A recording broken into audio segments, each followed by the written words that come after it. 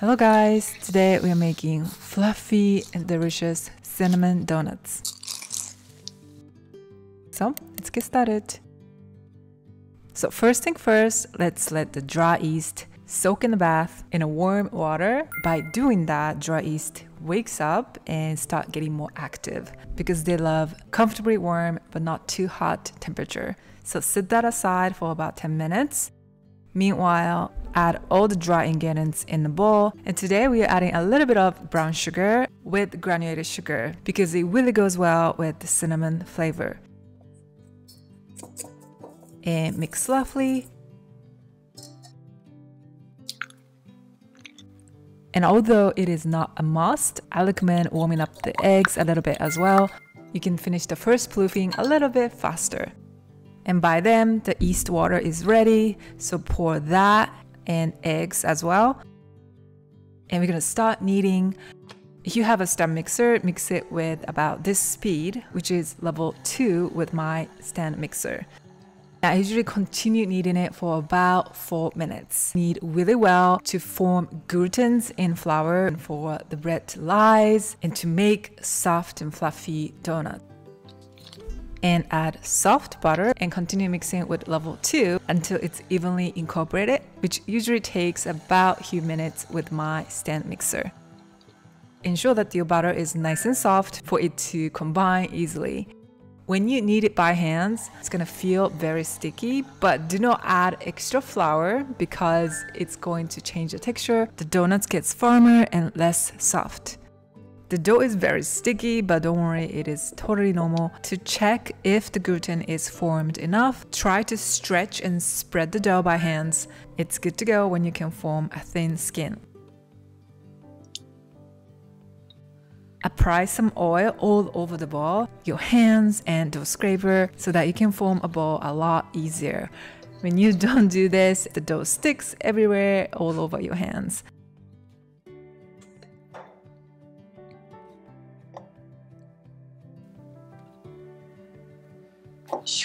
And now they need to take a nap. I covered a wet towel on top. You can also cover plastic wrap tightly. Make sure that the dough does not get dried and let it rest until it gets double in size. And once it's puffed up nicely, release the yeast gas inside by hands. Try not to punch it really strong because it can potentially form the glutens too much. So take your time over here and press gently, really well. If you see any big bubbles, press it down. And by doing that, the gluten web gets more fine and it creates softer texture. And I usually collect the edges and form a ball again and flip. To dust on a working surface, I like to use bread flour because you can spread it thinly more easily. But if you don't have it, you can also use all-purpose flour and roll the dough into about 1/2 inch thickness. Here I am removing some of the flour because I dusted a little bit too much. You want to apply the flour both on the bottom and the top. Without it, the dough sticks to the working surface and it's going to be a pain. Here I'm pinching the edge to kind of adjust the thickness and also to see if there's any bubbles still in it. Before you cut it with the cookie cutter, add a little bit more flour if needed. The dough is going to stick to the cookie cutter if you don't dust the flour.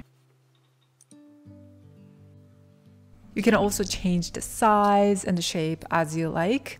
Just make sure to adjust the time to deep fry them.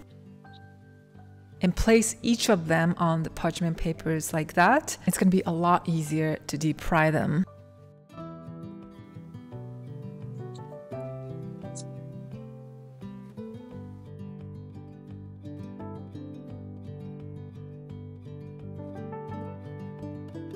Once it's done, we're gonna let it rest for the second proofing time. Cover it with plastic wrap, ensure that all the donuts are covered so that they're not gonna get dried.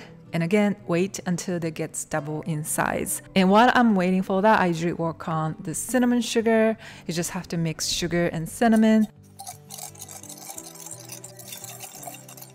and start heating oil. You want it to be 340 Fahrenheit, which is 170 Celsius. When you deep fry them, it's very important not to touch the donuts itself because they are very fragile. They can shrink when you add the pressures. So that is why you want to hold the parchment paper and slowly drop it in oil. In total, it should take about 2.5 to 3 minutes. So flip them in halfway. Try not to overcook them to avoid them from getting dried.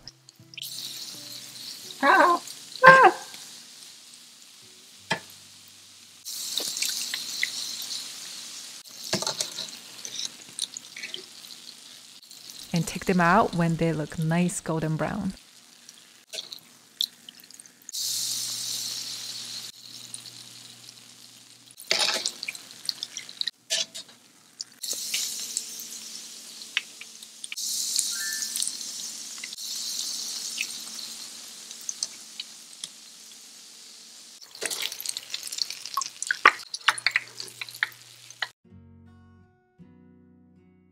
And while they are still warm, apply the cinnamon sugar.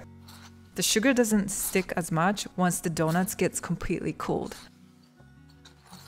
This amazing warm smell and soft donuts taste so amazing together.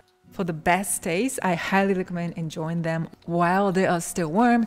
It's so soft inside and nice and crunchy outside.